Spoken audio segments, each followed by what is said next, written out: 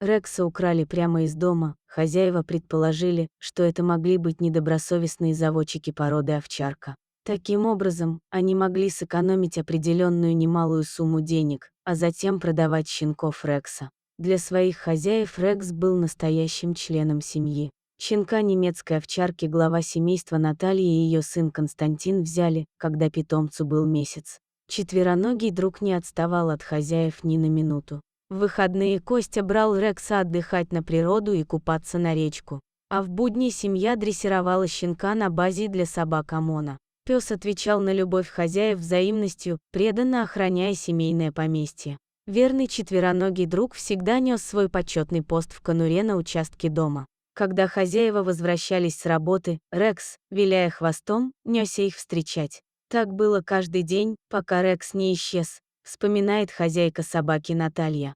Наш пес как сквозь землю провалился. На цепи мы его не держали, но из-за ворота он никогда не убегал. Он у нас породистый, с хорошей родословной. Правда, такой добряк был. Скорее всего, его попросту украли. Но в полицию же мы не подадим заявление о пропаже пса. Поэтому мы сами бросили все силы на его поиски.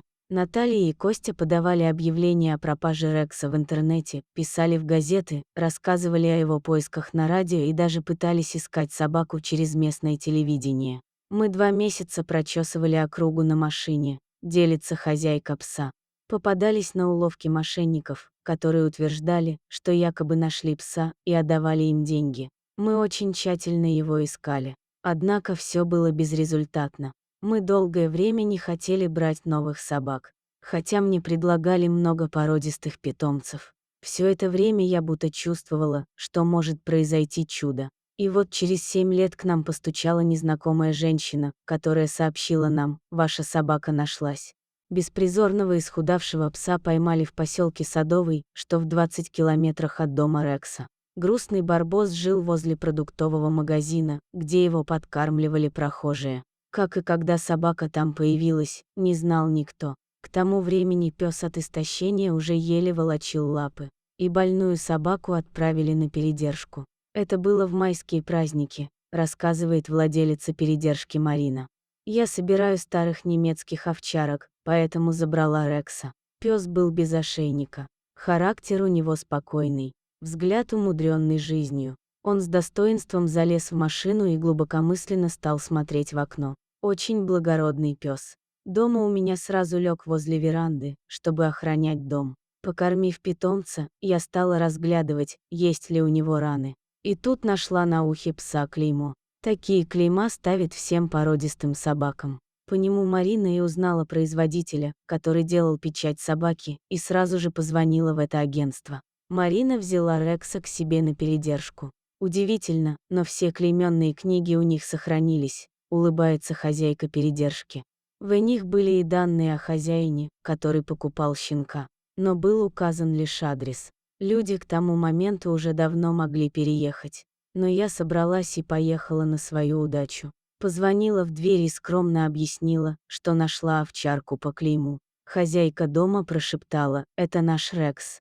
Хозяйка Наталья тут же позвонила сыну и обрадовала, что их Рекс нашелся. Константин к тому моменту уже вырос и завел семью. Но своего четвероногого друга хозяин не забывал. Радостная новость его застала во время сплава на лодке. За собакой поехали Наталья и ее дочь, которая тоже помнила Рекса, продолжает Марина. Приехав, они первым делом посмотрели его зубы, чтобы проверить. Ведь у Рекса был сломан клык с детства. И тут начались слезы, объятия. Они тихо шептали: «Рексушка, Рексушка». Родственники посадили своего найденного питомца в машину и повезли его в родной дом. От такой картины я тоже заплакала и помахала им вслед. Хозяева Рекса до сих пор не верят в своей удаче. «Это чудо», – прослезилась Наталья. «Такого не может быть. Пока мы ехали к Марине, нас не оставляли сомнения, что это наш пес. Такого ведь не бывает. Клеймо должно было стереться за эти годы, но по счастливому стечению обстоятельств нашего любимого питомца не усыпили, его метка не стерлась и нашлись добрые люди. Это настоящая судьба. В такие моменты начинаешь верить в чудеса». Рекс был сильно исхудавшим и плохо стоял на ногах. Поэтому хозяева сразу же отвезли его в ветеринарную больницу, а после приема стали лечить и откармливать. Сейчас он уже носится по улице, а на ночь просится домой, смеется хозяйка Рекса.